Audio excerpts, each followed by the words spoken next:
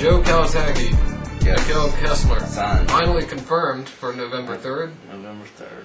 Most likely they should show it here on HBO. Yeah. It hasn't been confirmed that they will show it. Yeah, that's, they've got to show that here, definitely.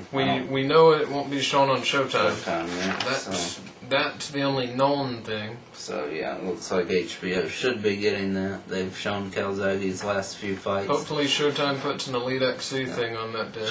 And they So they showed... don't compete. Yeah, and they showed Kessler's last fight, so getting him some exposure here, and a lot of people were very impressed. He did pretty good, but... A lot of people are. Yeah, Calzaghe beats him pretty easily, I think, so...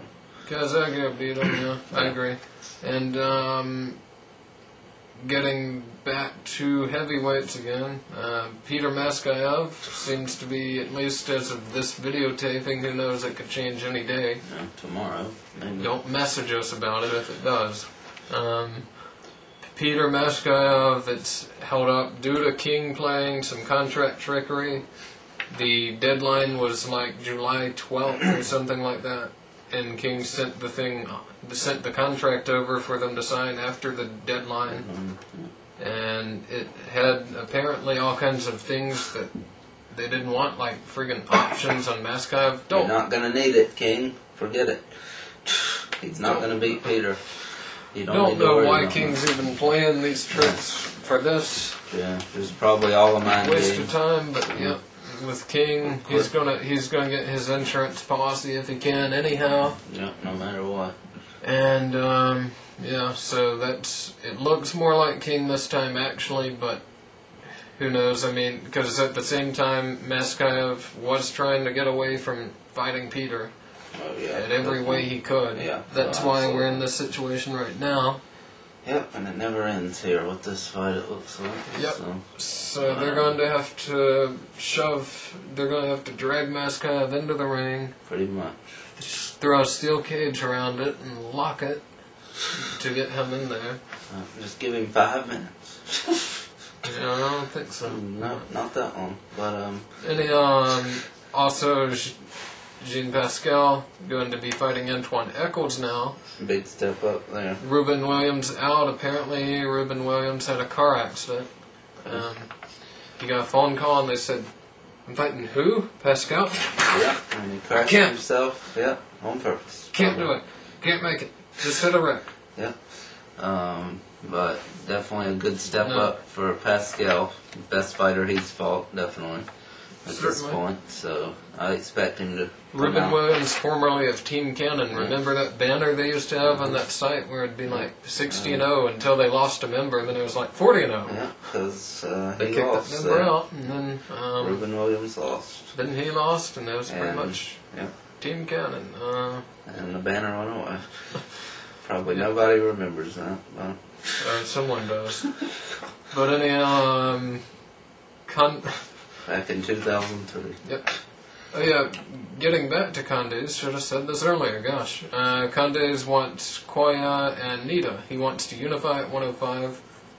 And he's also willing to give the rematch to Rockman, of course, but he's more interested in unifying. Why not? Yeah, get some more belts. He might get a televised undercard with Pacquiao also.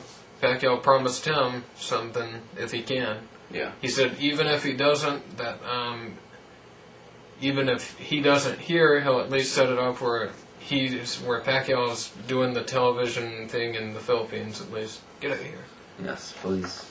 And the Philippines. And also, just want to mention, De La Hoya apparently has made it clear that he is moving down to 147 now. And interested in Hatton. Just more so, he's just going to be fighting there continuously now, it looks like. Definitely not retiring. Even further deepens the level of the welterweight division. Absolutely. I mean, it's non-stop. Great fighters there. And list goes on, the great fights that can be made. So. And if Malianaji comes out, that'll be another absolutely. So. Then your top 10 looks like similar to something that could almost be a pound for pound type Pretty list. Pretty much, yeah. Because you got Mayweather at the top right there, and he is the #1 pound for pound. And there's so many great fighters. There's just so many good fighters there. Mosley, De La Hoya, Paul Williams, I mean, even the crappier fighters like Margarito and I mean, they're good opponents. Or good opponents, at least. In Hatton, so, and Hatton's better than Margarito right now, definitely, after Castillo fight, so. Sort of thought that anyhow. Yeah, but anyway, and also just want to mention Roy Jones is now saying that he not really wanting to wait until January before he fights Trinidad. If that's wants to go ahead and get another fight. Yeah, he didn't say he doesn't want to fight Trinidad in January. Just saying that he doesn't want to wait that long to fight again. To fight again. Period. So hey, that's great. Let's have him fight in September or October. He said he's willing to fight anyone, but Bernard Hopkins said. Because Bernard plays with him too much on the negotiations. Yep, said he's not interested in Hopkins, which fine with me now. It's a bunch of waste of time every time they get together. Yep. So each time they've tried it several times now, it's never come. Nothing's ever happened. So 60-40. Because this coming week, the July 21st day, is when he was supposed to fight Hopkins. So. That's right. Yep, so that's true. And it didn't happen then. It's supposed to happen last year, March 11th. It didn't happen then. It's supposed to happen 5 years ago, after Hopkins beat Trinidad. Never had a date there, but they were in serious talks. That was when Jones wanted the 60-40, which he definitely had the right to ask for at that point, by far. And Hopkins stupidly asking for a 60-40. Yeah. Absolutely. Well, Hopkins was asking for 50-50, and that wasn't good there. And Hopkins ended up negotiating himself out of $1.7 million for like $100,000 or so to fight William Jaffe. Or that, also, and that great hacker fight we all remember. The hacker fight, the William Jaffe, which he not only ended up getting like $100,000 or so, then he had to pay $50,000 to Jaffe for making it the distance. That's right. And then he later tried to claim it was part of a master plan to get De La Hoya, which you're full of shit on. You didn't plan to take that fight for way less money so you could get De La Hoya. No, but whatever. He got his paydays. And he could have had them better, but yeah. Yeah, oh well. He could have definitely had a better payday with Jones than Jaffe or Hacker. Hacker, of course, yeah. He probably made more for Hacker than he did for Jaffe. Yeah, definitely. Almost had to. Yeah, after the paying Jaffe $50,000. So, but anyway, that's over. So they've both got plenty to do still that they can do.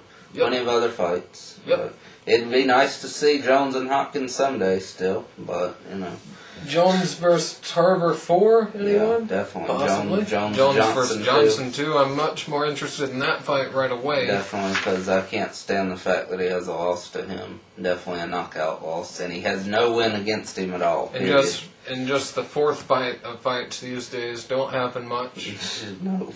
And it looks like a hard sell anyhow.